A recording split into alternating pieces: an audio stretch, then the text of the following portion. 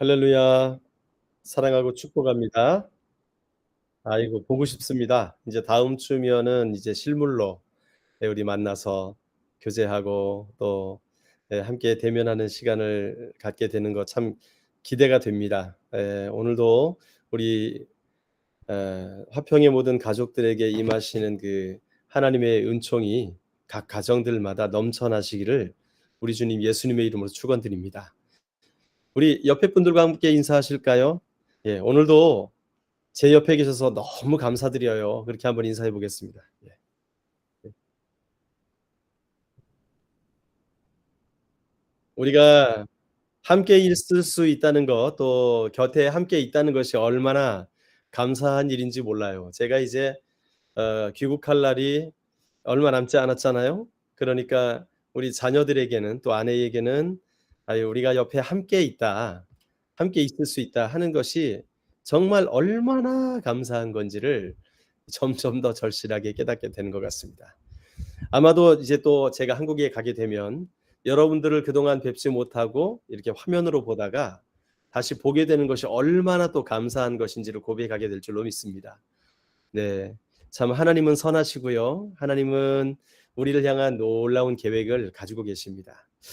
제가 미국에 있을 때 함께 직장 생활하던 동료를, 미국에 있을 때가 아니죠. 요번에 와서 직장 생활하던 동료를 만나게 되었어요. 함께 식사를 나누면서 그 당시 함께 일할 때 있었던 추억도 나누고 뭐 그런 시간이 있었어요. 그래서 일하는 가운데 야 그때 참 사장님이 한번 일하다가 이거 문제가 하나 발생되면 "사장님 뚜껑 열리셨다. 도망가자." 막 했던 그런 추억들 있잖아요. 왜? 예, 직장 생활하면서 있었던 추억들, 그런 것들을 나누면서 한 가지 기억나는 얘기가 있어요. 이 거기 창고를 관리하시던 그 분이 계셨는데, 그분이 창고를 관리를 평소에 잘 하시지만 이렇게 실수할 때도 있잖아요. 관리가 안 돼 가지고 좀 너저분하다든지 그럴 때가 되면 어디선가 사장님이 나타나셔 가지고 "도대체 왜 이러냐."고 "이거 왜 이랬냐."고 이렇게 물으실 때가 있어요. 그러면 사실 저희 함께 일하셨던 그 사장님께서 운동선수 출신입니다. 모 야구단의 에이스였어요, 투수로서. 예, 아주 초창기에 한국 프로야구 시절에 초창기 에이스였기 때문에 굉장히 유명한 경력을 가지고 계신 분인데, 그분이 이제 미국에 와서 30년 전에 회사를 차려서 큰 회사가 된 거죠. 어쨌든 그분이 뭐 운동선수여서 그런지 몰라도 성격이 불같으세요. 그래서 뭐가 잘못된 게 보이면 질문을 하시는 거예요. "이거 왜 이래? 이거 왜 이럽니까?" 물으면 이제 어떻게 대답하느냐에 따라 그날 하루가 달라집니다. 예. "아 사실은요. 예 제가 안 그러려 그랬는데." 하면서 변명을 시작하면 사장님 뚜껑이 열리는 거예요. 그래 가지고 그날은 거의 일하러 한참 늦게 나갑니다. 일단 혼나야 돼요. 예, 다 같이 모여 가지고 한 30 분이고 1 시간이고 혼난 다음에 자기 일자리로 나가게 돼요. 그러니까 오랜 동안 그걸 경험하다 보니까 사장님이 어떤 잘못된 걸 발견하시고 "이거 왜 이래?" 그러면 다들 어떻게 하는 게 지혜로운 대답이냐면 "아 그거요. 사실 제가 잘못했습니다. 제가 그걸 했어야 되는데 제 잘못이네요. 예. 제 잘못입니다. 용서해 주십시오." 그러면 "다음부터 잘해." 그리고 끝나는 거예요. 그런데 이게 처음 오는 사람들이 문제예요. 처음 고용돼 가지고 이제 자기 일을 맡아 가지고 일하시는 분들이 사장님을 경험해 보지 못했기 때문에. 네. 자, 이거 왜 이렇게 했습니까?" 물을 때 "아 그게요. 사실은 제가 안 그러려 그랬는데요. 사실 이런 상황이 있어 가지고." 변명하기 시작하는 순간 이 우리 엄청난 사장님의 뚜껑이 열리십니다. 예, 그렇게 되면 이제 막 다 같이 집합해 가지고 또 한참 잔소리를 들어야 되는 거예요. 예. 여러분 사람이 죄를 짓는 것도 참 나쁘지만, 잘못하는 것도 나쁘지만, 그 잘못한 것 지은 죄를 합리화하려고 숨기려고 할 때 오히려 거기에서 더 나쁜 감정들이 생기죠. 여러분 오늘 우리가 함께 읽은 이야기, 다윗의 이야기 중에서 우리는 참 '도대체 이게 우리가 아는 다윗이 맞나? 왜 자꾸 이런 방향으로 나가지?' 라는 생각을 하게 됩니다. 다윗은요 정욕에 이끌려 가지고 결혼한 여자들을 데려다가 간음을 했어요. 그리고 이 여인이 임신했다면서 사람을 보내니까 다윗은 어떻게 해서든지 그 임신을 여자의 남편에게 뒤집어 씌우려고 하는 거예요. 그런데 여의치 않자 어떻게 합니까? 사고를 위장해서 그 남편을 살해를 하게 됩니다. 한때는 하나님의 마음에 합한 자였던 다윗이 살인자가 되어 버리는 거예요. 여러분 오늘 11장에 나타난 그 죄의 속성에 대한 이야기 두 번째를 좀 나누고 싶어요. 죄가 어떤 속성을 가지고 있느냐? 감추려는 속성을 가지고 있다는 거예요. 감추려는 속성. 여러분 밧세바에게 임신했다는 소식을 전해 들은 다윗 당혹스러웠겠죠. 야, 이거 도대체 조용히 넘어갈 줄 알았더니 문제가 발생한 거예요. 그러나 그 당혹스러움도 잠시 다윗은 어떻게 행동합니까? 특유의 민첩함과 명석함을 최대한 신속하게 발휘를 해 가지고요. 이 문제를 해결해 나가려고 합니다. 여러분 참 이게 머리 좋은 사람들의 단점이에요. 문제가 생기면 그걸 가지고 깊이 묵상하고 고민하고 그래서 필요하면 회개를 해야 되는데 머리를 먼저 쓰는 거예요. 잔머리를 굴리는 거예요. 다윗이 이 명석한 두뇌를 하나님의 영광을 위해 사용했다면 여러분 하나님이 얼마나 기뻐하셨을까요? 그런데 다윗은 이 전쟁터에 나가 있는 우리아를 불러들입니다. 그래가지고 우리아에게 죄를 뒤집어 씌우기 위해서 선심 쓰는 척하면서 집으로 보내서 밧세바와 부부 관계를 갖게 한 다음에 그 이미 밧세바가 임신한 아이를 마치 우리아가 임신하게 한 그 아이로 가장하려는 것이었지요. 여러분 산모의 신체적인 상황에 따라서 때로는 조산이 있을 수도 있고 옛날이니까 뭐 그런 일들이 충분히 있을 수 있잖아요. 그러니까 그것을 이용하려고 했던 다윗이었습니다. 그런데 여기 한 가지 문제가 생겨요. 그 문제가 뭡니까? 우리아가 도대체 이 다윗의 계획대로 움직여주지 않는다는 것입니다. 여러분 성경을 보면 우리아는 햇사람이었습니다. 햇사람은 이방인이었다는 거죠. 그런데 그럼에도 불구하고 이 우리아는 여호와는 나의 빛이라고 풀이되는 이름을 가진 거예요. 우리아의 뜻이 바로 그런 것입니다. 그러니까 우리아는 이 여호와 종교로 개종한 아주 신실한 이방이었던 거죠. 여러분 이렇게 다윗은 이 처음부터 출신에 상관없이 이 자기 사람들을 등용을 했어요. 우리아도 이스라엘 사람이 아니었지만 그 이스라엘의 뿌리를 내리고 나름대로 이스라엘 공동체에 융화되었던 훌륭한 이방인이었습니다. 그리고 성경에 보면 다윗의 용장 30명의 명단에 그가 올라가 있거든요. 대단히 용맹스러운 군인이었어요. 우리아는 그래서 다윗을 위해 죽을 각오가 돼 있었던 사람이었죠. 이방인이면서도 그 다윗을 위해 나는 생명을 바칠 수 있다. 그런데 다윗은 어때요? 자기의 죄를 은폐하기 위해서 그 충성스러운 신하의 생명을 빼앗습니다. 여기 성경에서 분명히 이 다윗을 향한 우리아의 충성과 다윗의 흉악함이 아주 큰 대조를 이루고 있는 것을 보여주고 있어요. 여러분 오늘 이 하나님의 기름 부음을 받은 이 다윗은요 이방인 우리아만도 못하다고 성경은 그렇게 기록을 하고 있는 것입니다. 여기 보면 의도적으로요 성경 본문에서요 오늘 11장과 11장에 이 우리아의 앞에 햇사람 우리아라는 거, 우리아가 그 햇사람이라는 것을요 7번이나 강조해서 기록하고 있어요. 자 이제 다윗이요 전쟁 중인 우리아를 궁으로 불러들입니다. 그리고 이 암몬과의 전쟁 상황에 대해서 소식을 묻습니다. 7절에 나와 있지요. 이 다윗이 우리아에게 요압 장군은 잘 있느냐, 뭐 다른 군사들은 또 잘 있느냐, 전쟁이 어떻게 되고 있느냐 하나하나 차례를 묻게 되는데 거기에 평안이라는 용어를 사용해요. 여러분 다들 평안하냐? 샬롬. 그런데 지금 정작 이 순간에 다른 모든 사람들에게는 평안이 있는 것 같은데 여러분 평안이 없어 보이는 한 사람이 있지요. 누굽니까? 다윗이에요. 오히려 다윗입니다. 다윗의 마음에만 그 평안, 샬롬이 없었습니다. 우리아를 죽이기로 결정한 이후에 다윗에게는요, 오히려 샬롬에 반대되는 삶이 그의 앞에 준비되어 있었던 것이에요. 여러분, 지금 다윗은 말로는 평안을 이야기하고 있지만 우리아에게 이게 어떻게 들리겠습니까? 여러분, 여기서 우리가 좀 생각해 봐야 될 게 있어요. 여기 과연 우리아가 다윗에게 이 이야기를 듣게 될 때 이 우리아는 다윗의 얘기를 어떻게 들었을까라는 질문을 우리는 한번 해볼 수가 있을 것 같습니다.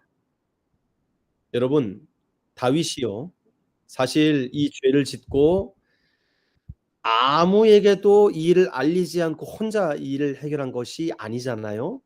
성경을 보면 이것을 가지고 밧세바에게 사람을 보내기도 하고, 또 밧세바가 다윗에게 사람을 보내기도 하고, 또 전쟁터에 사람을 보내기도 하고, 또 전쟁터로부터 사람으로부터 전달을 받기도 하고, 지금 이 다윗이 계획하고 있는 모든 것들이요, 다윗 혼자만 이것을 계획하고 있지 않고 그것을 실행하기 위해서 여러 사람들을 사용하고 있는 것을 여러분, 우리는 성경을 통해 볼 수가 있어요. 그러면 여러분, 지금 이 소식을 우리아는 정말 몰랐을까요?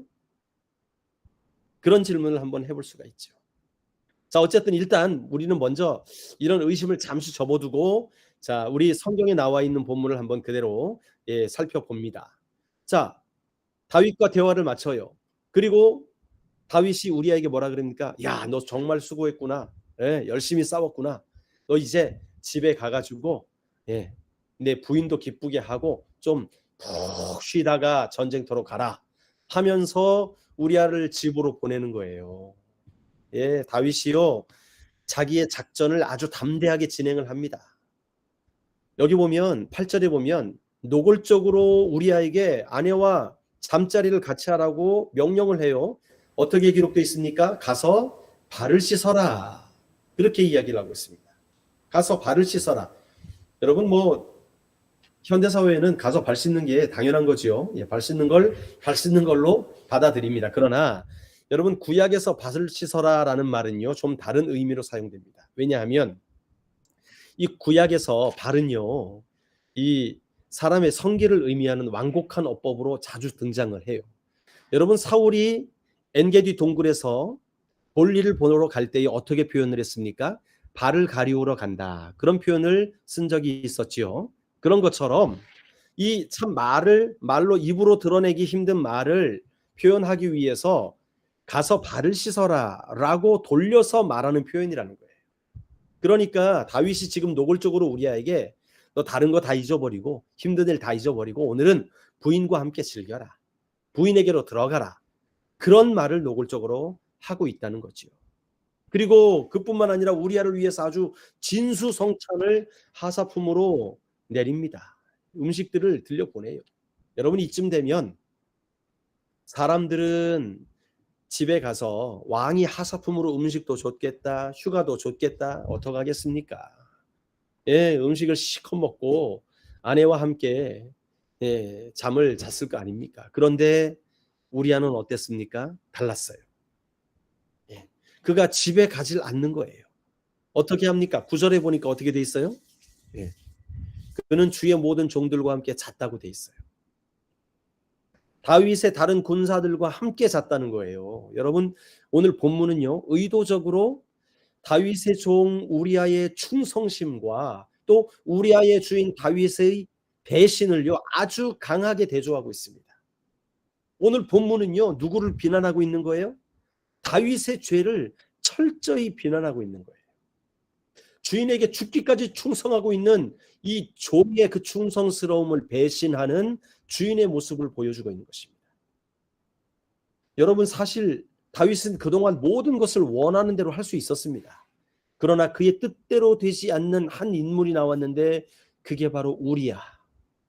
이 우리아만은 다윗 뜻대로 되지 않았어요. 그래서 우리아에게 술을 먹여보기도 합니다. 그런데 어떻게 됩니까? 그것도 실패.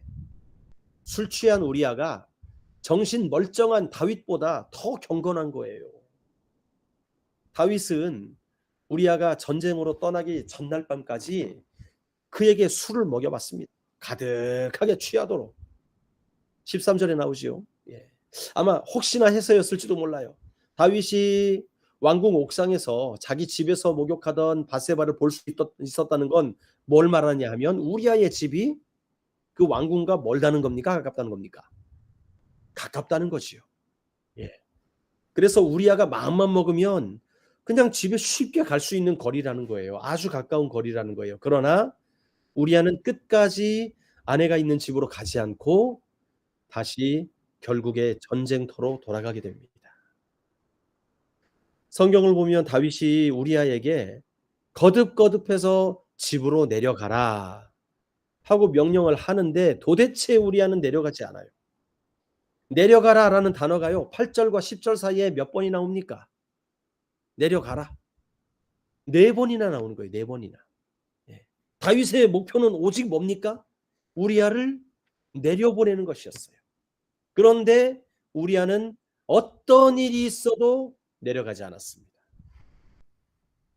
여러분, 이쯤 되면요. 우리가 지금 이것이 다윗의 이야기를 우리가 읽고 있는 것인지 아니면 사울의 이야기를 읽고 있는 것인지 헷갈릴 정도로 다윗조차도 사울과 같이 권력 남용을 하고 있는 것을 볼 수가 있어요. 여러분, 다윗도 사울의 그 시기심 때문에 많은 어려움을 당했잖아요. 그 사울의 권력 남용의 피해자였습니다.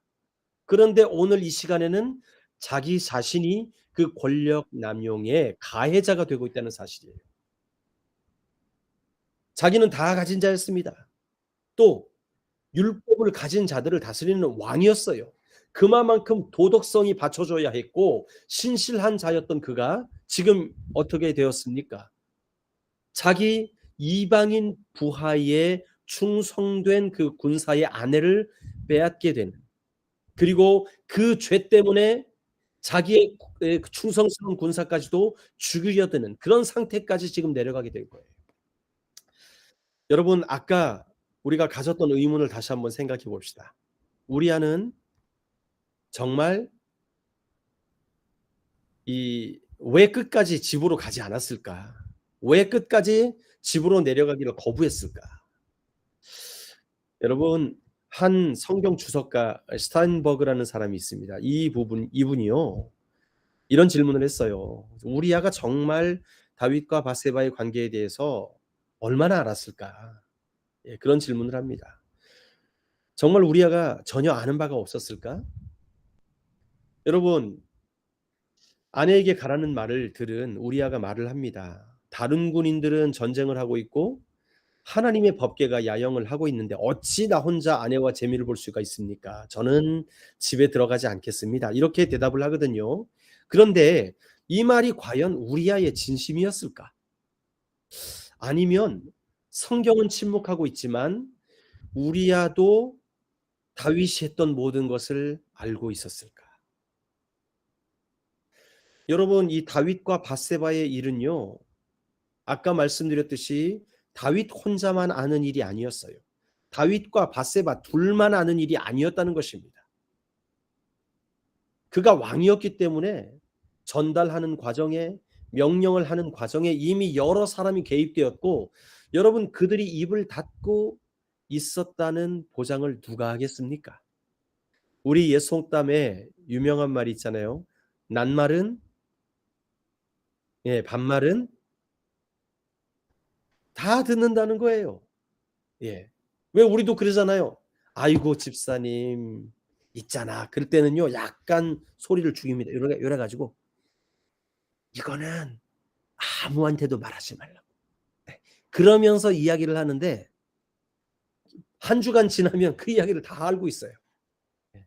이건 우리끼리 비밀이라고 그러면서 이야기를 하는데 한 주간 지나면 다 알고 있는 거예요. 여러분, 비밀이 없습니다. 세상에 비밀이 없는 거예요. 사실요, 이 정도 되면 이 왕의 이야기, 왕이 죄 지은 이야기를 전쟁터에서 몰랐다? 그런 일 있을 수가 없습니다. 왜 그렇습니까? 다윗이 편지를 요압에게도 보내고 또 신하들을 보내서 예, 여러 가지 명령을 내리기 때문에 여러분 숨겨질 수가 없는 거예요. 우리아가 전쟁터에서 암몬군을 대치하던 어느 날 밤에 한번 상상을 해 보세요. 이럴 가능성도 있을 것 같아요. 예루살렘에서 휴가를 갔다 온 동료가 우리아 근처로 가는 거예요. 그리고 근처에서 그 동료가 이것저것 얘기하다가 우리아를 발견하고는요. 아주 조심스럽게 낮은 목소리로 그 예루살렘에서 자기가 들었던 소문에 대해서 아주 흉측한 소문에 대해서 말을 꺼냅니다. 자, 이건 한번 상상을 해 보는 거예요. 아, 우리아의 아내 밧세바가 다윗의 아내를 임신했다. 이런 소문이 지금 돌고 있다는 거예요. 이게 사실인지 아닌지는 내가 모르겠는데 우리아의 아내에 관한 거라, 당신 아내에 관한 거나 내가 한번 알려주는 거야. 아닐 수도 있어. 근데 몰라. 그치만 자네에 관한 소식이니까 내가 한번 들려주는 거지. 아유 몰라. 그러면서 자기 숙소로 돌아갑니다. 여러분, 우리아가 이 이야기를 듣고 잠을 잘 수가 있습니까? 잠을 못 자는 거예요. 와, 이게 진짠가? 아니면 헛소문인가? 내가 너무나 오랫동안 전쟁터에 있었나? 여러 생각들이 맴돌면서 그 사실이 정말 충격적으로 자기에게 다가오는 것이죠. 그 이야기가. 며칠 후 이상한 일이 일어나죠. 요압 장군이 갑자기 우리아를 부릅니다. 우리아, 요압이 부릅니다. 요압에게 갔더니 요압 장군이 말하는 거예요. 우리야 그동안 수고했다고. 전쟁하느라고 얼마나 힘들었냐고. 지금 예루살렘으로 돌아가서 며칠 쉬다가 오라고. 다윗 왕이 당신한테 휴가를 주셨다고. 그러면서 우리아를 전쟁터에서 빼내옵니다. 그래서 휴가를 받아서 집으로 돌아가는데 이거 왠지 우리아의 기분이 착잡한 거예요. 그 전쟁터에서 친구가 해 줬다는 그 소문이 지금 휴가를 받아서 예루살렘으로 돌아가는 것과 이게 뭔가 연관성이 있는 게 아닌가, 그러한 불안감이 생기는 거지요. 거기다가 전쟁에 대한 보고를 받고 싶다면 다윗이 굳이 우리아를 부를 게 아니라 요압을 불러야 맞는 거죠. 지휘관을 불러야 맞는 거지요. 그런데 우리아를 불렀다? 이것도 좀 애매한 거예요. 그래서 예루살렘에 돌아와 가지고 모르겠어요. 예루살렘 다윗성으로 바로 갔는지 아니면 자기가 돌아왔다는 걸 숨기고 이렇게 사람들이 잘 못 알아보는 옷을 입고 이곳저곳 돌아다니면서 그 소문의 출처가 뭔지, 그게 진실인지 그거를 한번 들으러 다녔을지도 모르겠어요. 그러니까 사람들이 쉬쉬하면서도 다윗이 어떤 유부녀와 잠자리를 같이 해 가지고 그 여자가 임신했디야. 그런 말을 들었을지도 모르는 거예요. 심지어는 그녀의 남편이 다윗을 위해 암몬 사람들과 싸우고 있다는데도 그 짓을 했대.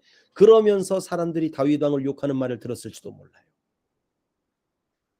이 우리아는 그동안 자기가 이 번뇌에 쌓였던 그 말들, 그것이 사실이 아니기를 기도했는데 사람들로부터 그 말을 듣는 순간 우리아가 어땠겠습니까? 여러분, 지금 저는 성경에 나와 있지 않은 우리아의 이야기를 하고 있습니다.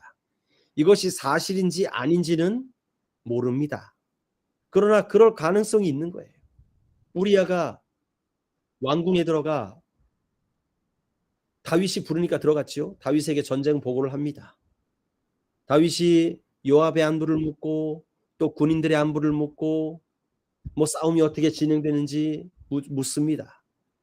아는 것 같은데 또 묻는 것 같아요. 어쨌든 우리아는 다윗의 질문들이 너무 기본적인 거니까 이야기를 하면서도 이걸 질문하려고 나를 불렀나?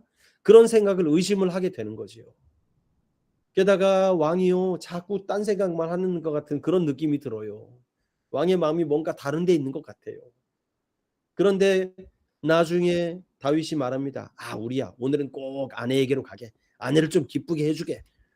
오랫동안 아내를 보지 못했잖나.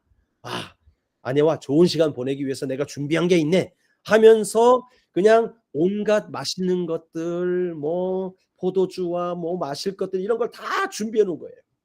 이건 다윗이 어떻게 짜 놓은 그런 선물처럼 그렇게 보여지는 거예요. 그러니까 우리아는 오히려 어떤 생각이 들었겠습니까?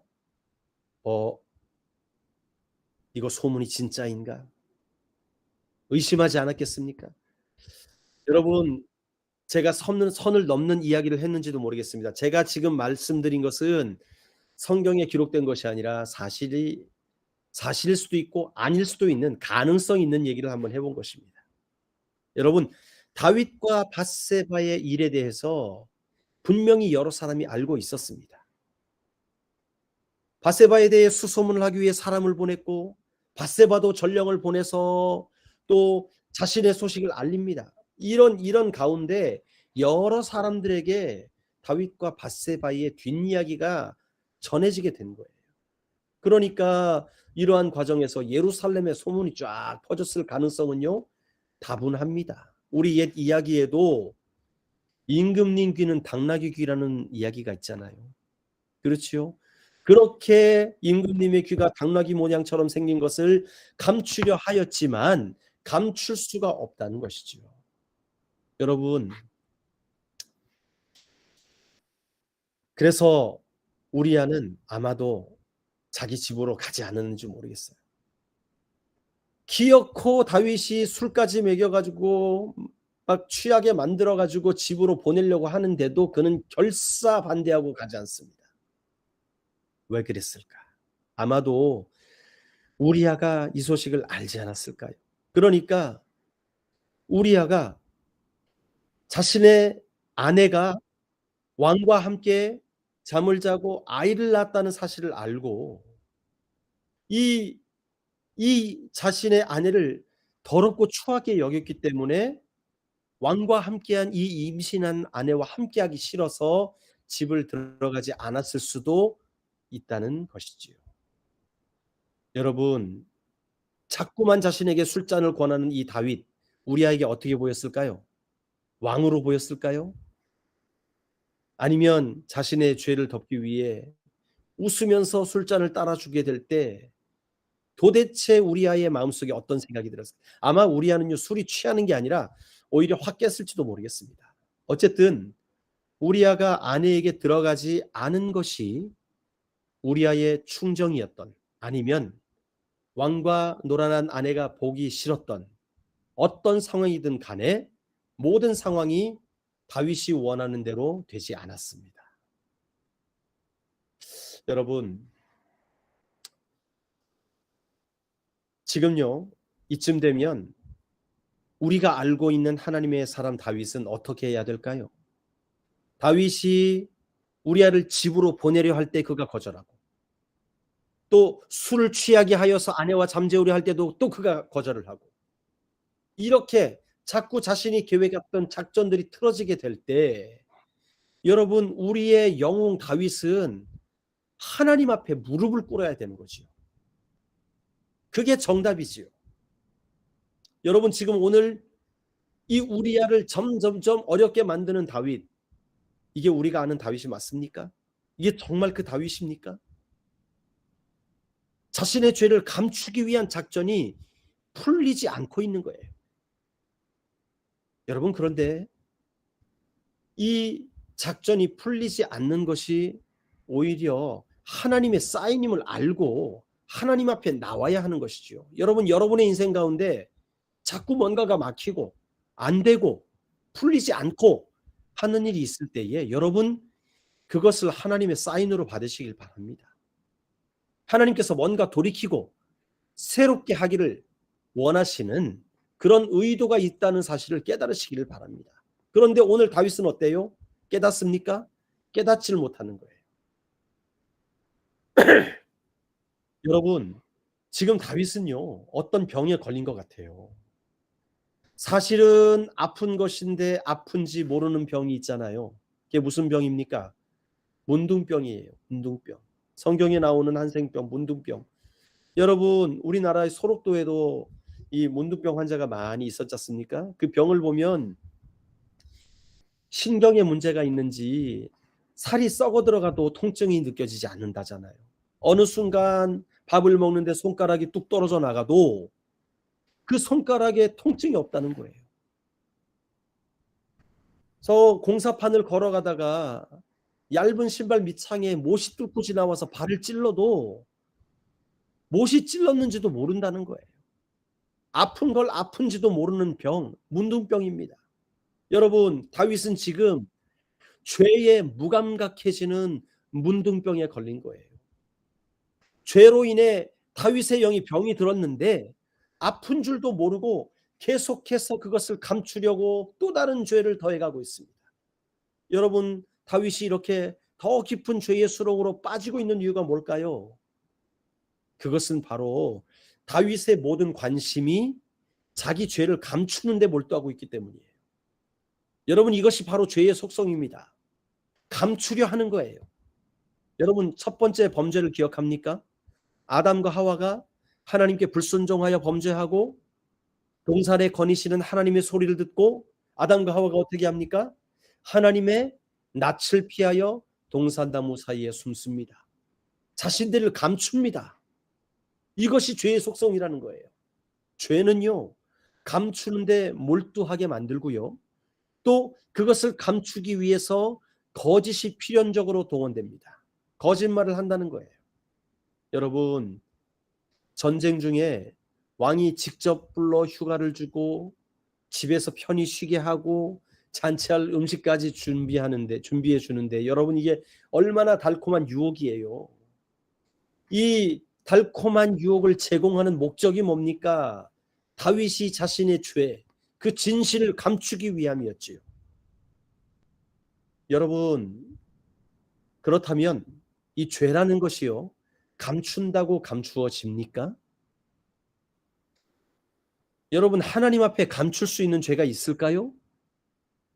없지요. 왜냐하면 우리 하나님은요, 중심을 보시는 분이시기 때문에 그렇습니다. 그런데 여러분, 생각해 보세요. 하나님 앞에 감출 수 없는 죄를 다윗이 굳이 감추려고 하는 이유가 뭘까요?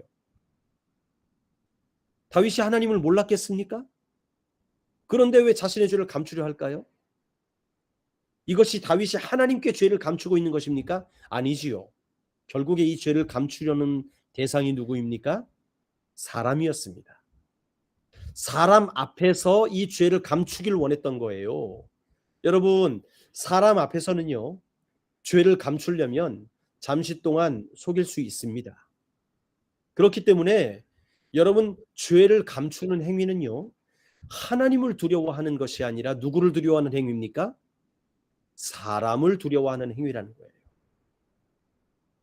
여러분, 성경은 분명히 말씀합니다. 죄가 들어오면 믿음에서 떠나게 되고 미혹해하는 영과 귀신의 가르침을 쫓게 된다는 거예요. 그래서 점점 더 신앙과 양심이 무뎌지게 된다는 것입니다. 지금 다윗이 이 길을 그대로 걷고 있는 거예요. 우리 디모데후서 4장 1절과 2절 말씀을 보면 기록이 되어 있습니다. 우리 같이 한 목소리로 읽어볼까요? 디모데후서 4장 1, 2절 시작.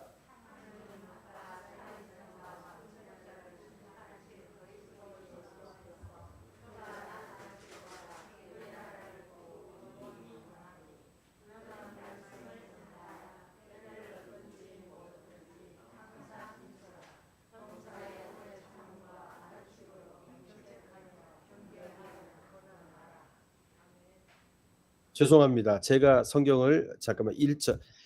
그러나 성령이 밝히 말씀하시기를, 이게 디모데후서 4장이 아닌가요? 예. 성령이 밝히 말씀하시기를 후일에 어떤 사람들이 믿음에서 떠나 미혹해하는 영과 귀신의 가르침을 좇으리라 하셨으니, 제가 컴퓨터가 앞에 있으니까 바로 찾아보겠습니다. 제가 잘못 찾은 것 같아요. 디모데 전서입니다. 죄송합니다. 예. 디모데 전서 4장 1절과 2절 다시 한번 읽어볼까요? 디모데 전서 4장 1절과 2절입니다.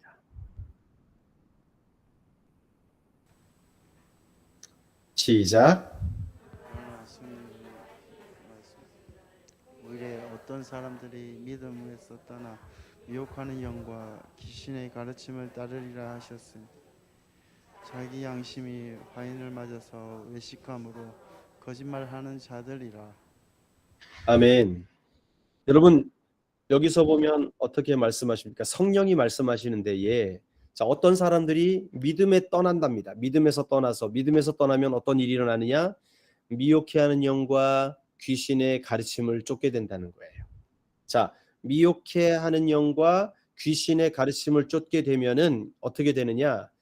자기 양심이 화인 맞아서 겉으로는 그런 채 선한 채 하면서 다윗처럼 네가 수고했다. 네가 이제 좀 쉬어야 되지 않겠느냐. 네가 위로를 받을 사람이다. 그렇게 아주 그냥 받들면서도 속으로는 거짓말을 하고 있는 것이지요. 결국 죄를 감추려 하는 이유는 죄로 인해서 믿음에서 떠나게 된 거예요. 믿음에서 떠나니까 어떤 일이 일어나요? 사단이 나를 주장하게 되는 겁니다. 사단의 가르침을 쫓게 되는 거예요. 그 결과 어떤 결과가 나타납니까? 하나님을 두려워하지 않게 되는 거예요.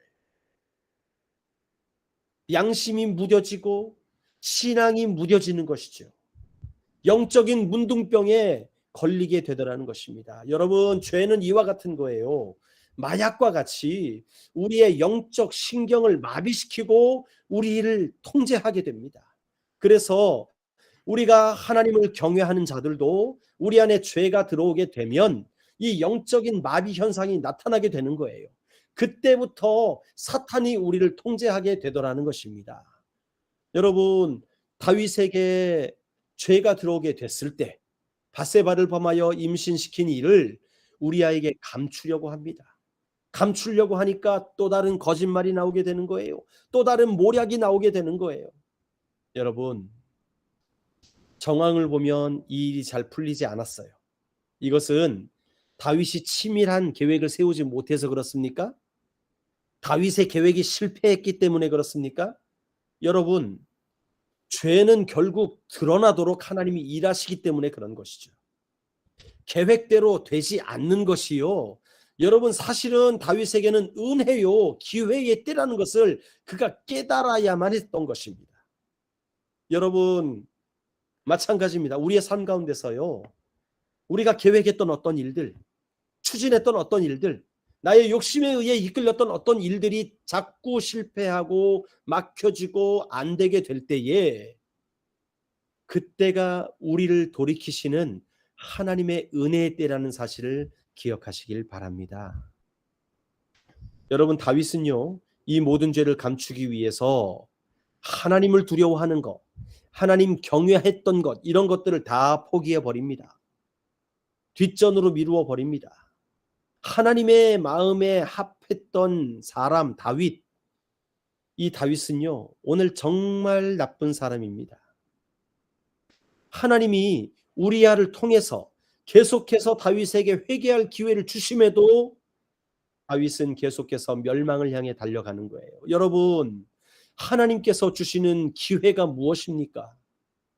오늘 다윗에게도 지금 기회를 주시는데 그 기회를 놓치고 있는 거예요. 우리 요한일서 1장 8절에서 9절 말씀 한번 같이 읽어보도록 하겠습니다. 여러분, 우리를 사랑하시는 주님은요, 우리가 잘못된 길로 갈 때에 끊임없이 기회를 주시는 거예요. 끊임없이. 같이 한번 읽어보겠습니다. 시작.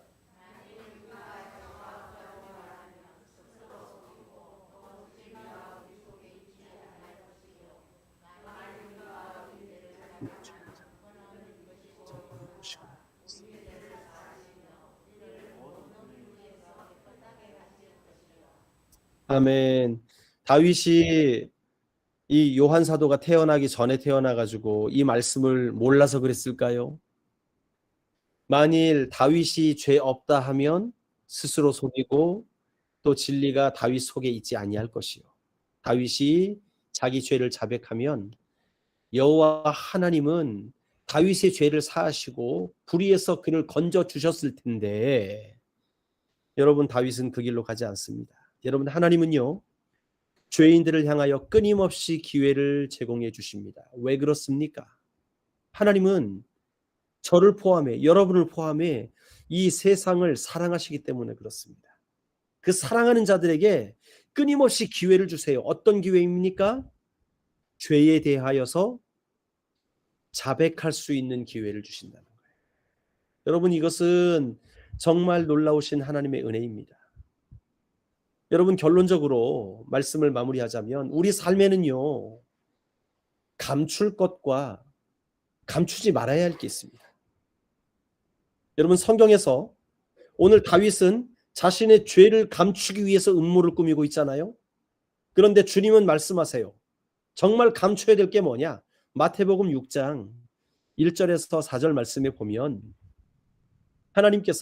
주님께서 말씀하십니다. 이 사람들의 선행에 대해 말씀하시는 거예요. 우리 1절부터 4절까지 한번 같이 읽어보도록 하겠습니다. 시작. 사람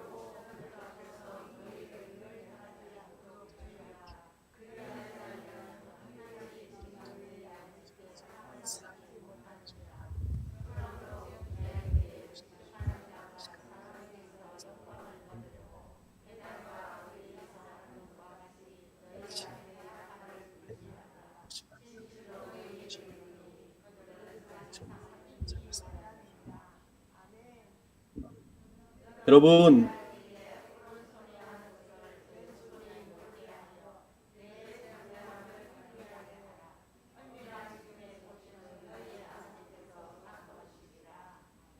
아멘. 여러분, 우리 주님께서 우리에게 감추라는 것이 무엇입니까? 우리의 선행이에요. 예, 구제하는 것, 다른 사람들을 도와주는 것, 그런 것들 감추라는 거예요. 은밀하게 하라는 거예요. 여러분, 선행을 감추라는 것은요, 우리 주님의 성품을 닮아서 겸손함과 긍휼의 삶을 살라는 것이죠. 여러분, 왜 우리가 이러한 선행을 하면서도 그것을 감추며 살아야 됩니까? 그렇게 살아야 하는 이유는요, 그것을 하나님께서 직접 갚으실 것이기 때문에 그렇다. 성경은 그렇게 말씀하고 있습니다. 우리가 그렇게 남에게 알리지 않고 감추며 하는 선행이 하늘의 상급이 되기 때문에 그렇다는 거예요. 하나님께서 우리를 책임지시기 때문에 그렇다는 거예요. 그러면 감추지 말아야 될 게 뭡니까? 감추지 말아야 될 것은요, 바로 죄입니다. 죄를 감추지 말아야 되는 거예요. 여러분, 감추지 말라는 것은 드러내라는 것이죠. 드러내라 하는 것은 무엇을 말하느냐? 돌이킴, 회개를 말하는 것이죠. 성경은요, 죄를 드러내라는 거예요. 죄를 자백하라는 거예요.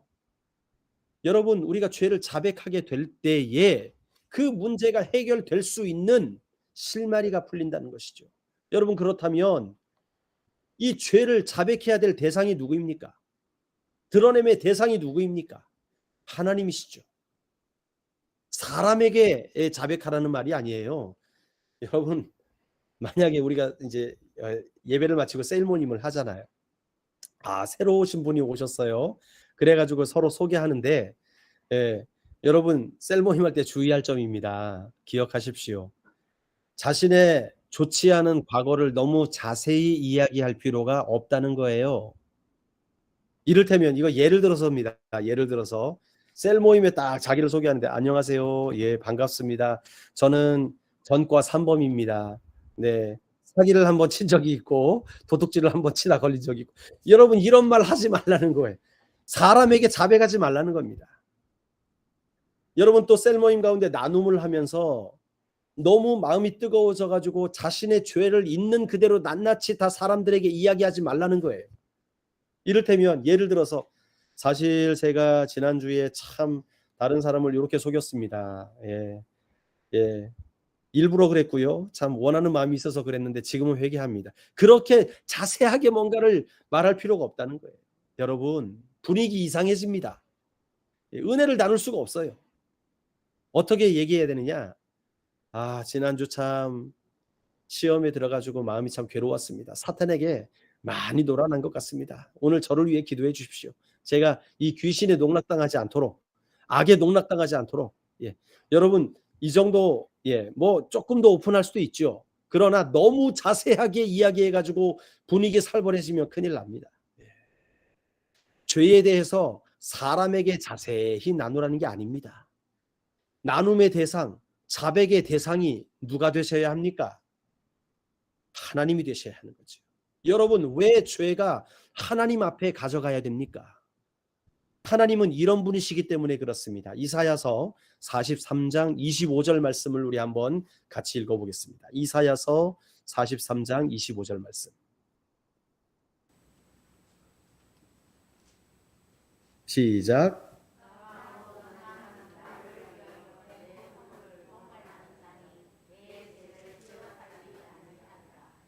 아멘. 자, 여러분 여기 보십시오. 나는 곧 나를 위하여 내 허물을 도말하는 자니. 여러분, 우리의 허물이 죄를 말합니다. 그렇죠? 예. 우리의 허물, 우리의 죄를 도말하는 분이 주님이신데 왜 도말하시느냐? 나는 곧 나를 위하여. 이 나는 하나님이시잖아요. 하나님이 우리 죄를 도말하시는 이유가 하나님을 위하여 도말하신다는 거예요. 여러분, 하나님은 하나님을 위하여 우리를 용서하신다는 것입니다.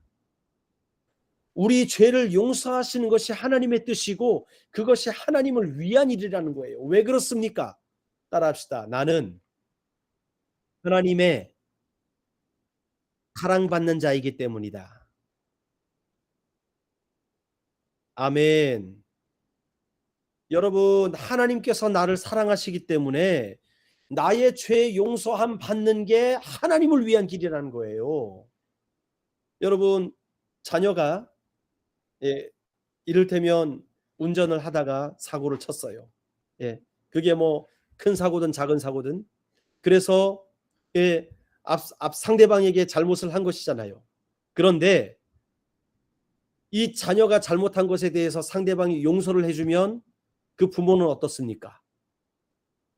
부모가 기쁘잖아요. 그렇죠? 부모가 기쁜 거예요. 왜? 내가 사랑하는 자가 용서받았으니까.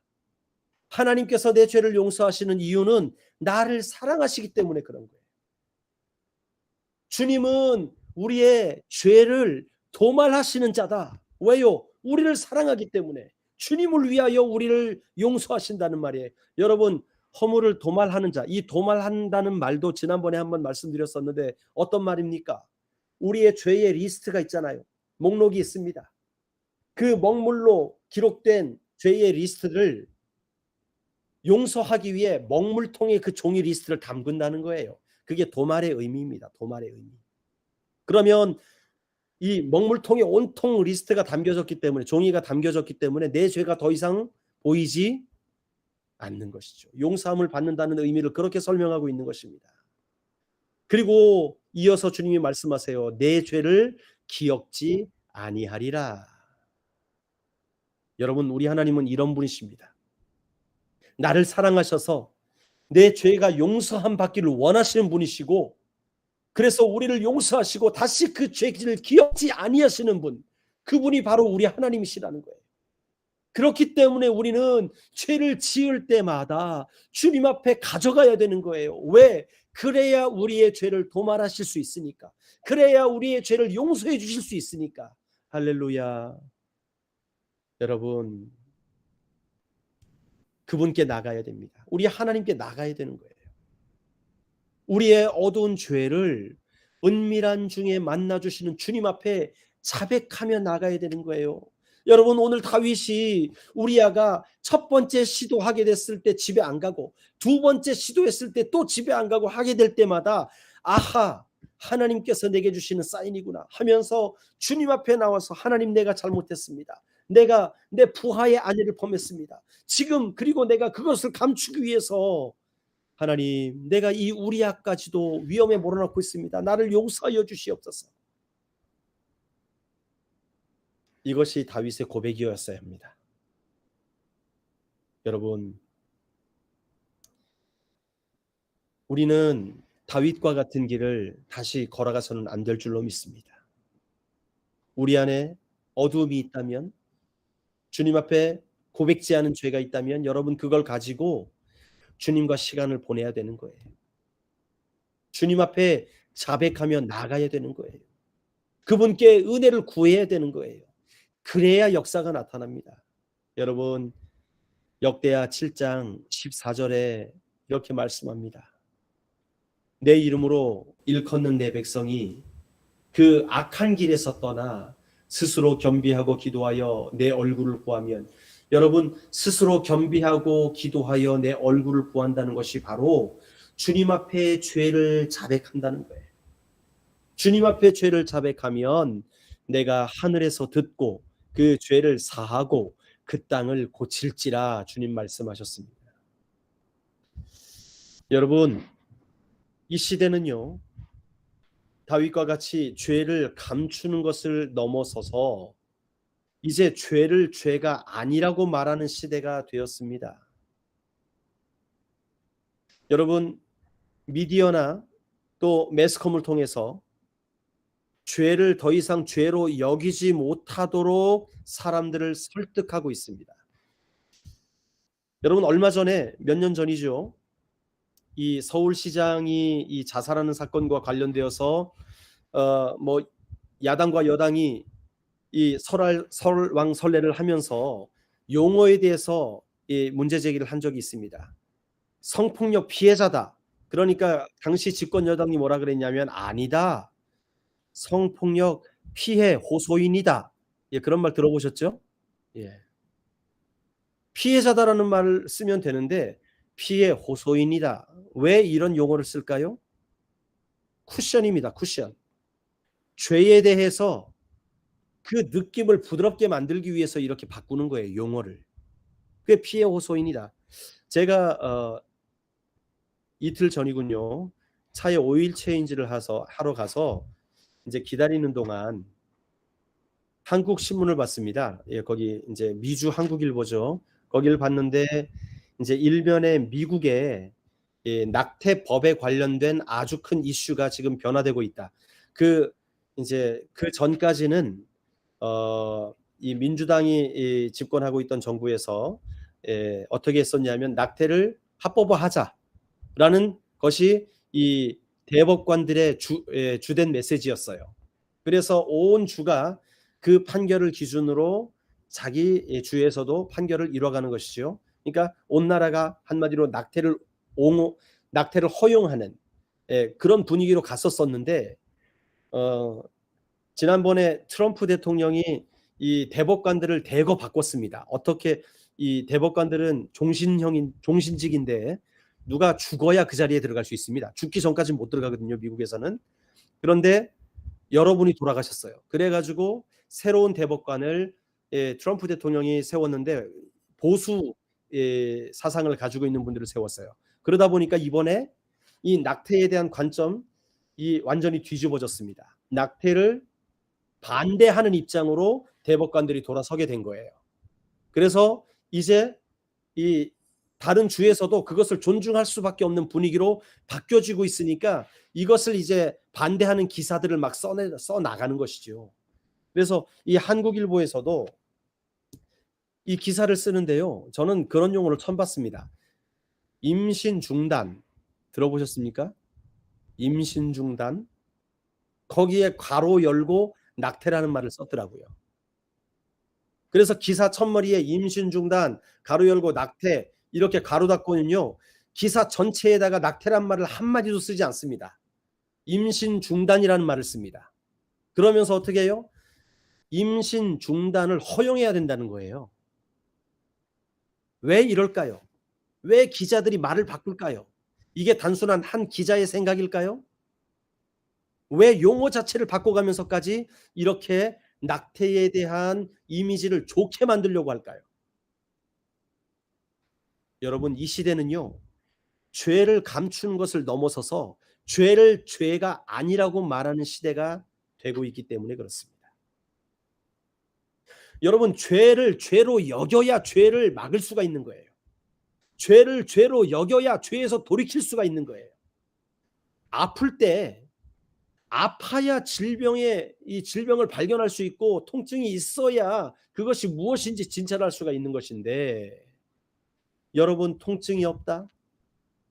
그래서 감추려 한다? 여러분, 그러면 소망이 없는 것입니다. 그러므로 다윗이 죄를 감추려 할 때 일이 잘 풀리지 않는 것이 하나님의 은혜의 손길인 줄로 믿습니다.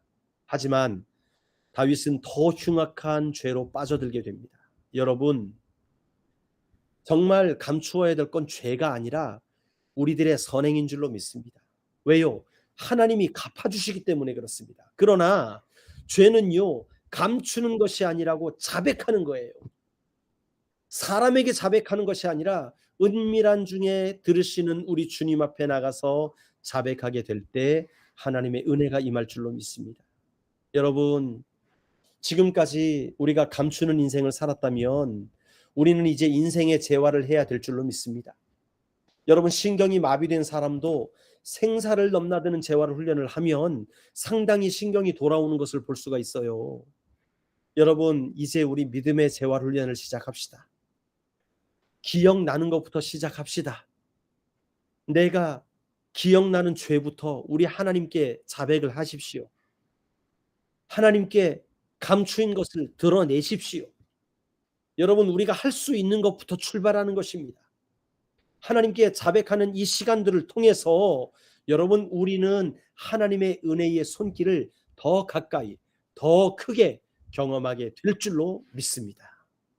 여러분, 다윗을 통해 교훈을 받으시길 바랍니다. 우리 함께 이 시간 기도하시며 나가십시다. 하나님, 우리 죄를 너무 가벼이 여기면서 것을 용서하여 주시고, 죄가 기억날 때마다 하나님 감추려 하는 것이 아니라, 무마시키려고 하는 것이 아니라 하나님 앞에 그것을 드러내고 하나님 앞에 그것을 자백하며 하나님께 용서함을 받는 날마다의 삶을 살게 해달라고. 그래서 주님 앞에 마비되었던 우리의 신앙의 신경들이 회복되고 하나님과의 연결이 하나님이여 더욱더 곤고해질 수 있는 그런 신앙인들이 되게 해달라고 우리 함께 기도하시며 나가시겠습니다. 기도하겠습니다.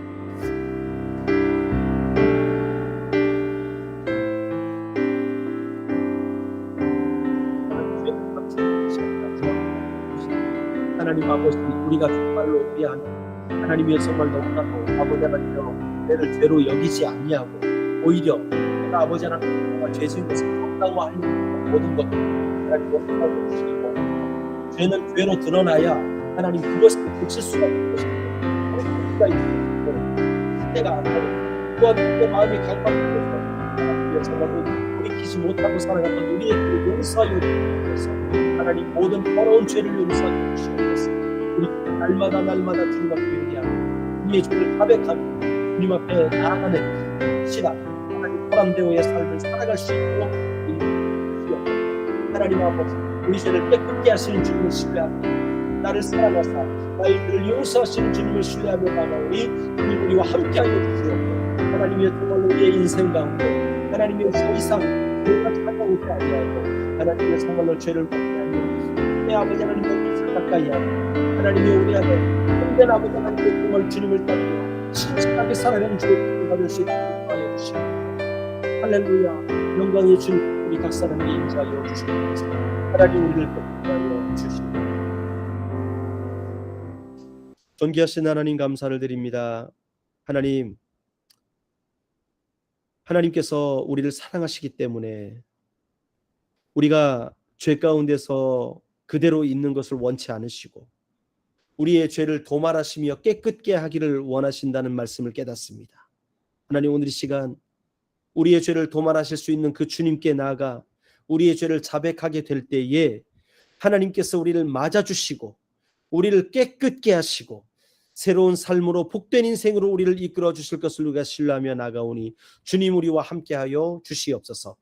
하나님, 우리의 모든 생애 가운데 작은 죄라도 기억나는 것, 생각나는 것들은 다 주님께 고백함으로 말미암아 우리의 삶을 거룩하고 청결하고 깨끗하게 살아갈 수 있도록 주님 인도하여 주시옵소서. 주님께 감사와 찬양을 올려드리며 예수님의 이름으로 기도드리옵나이다. 아멘.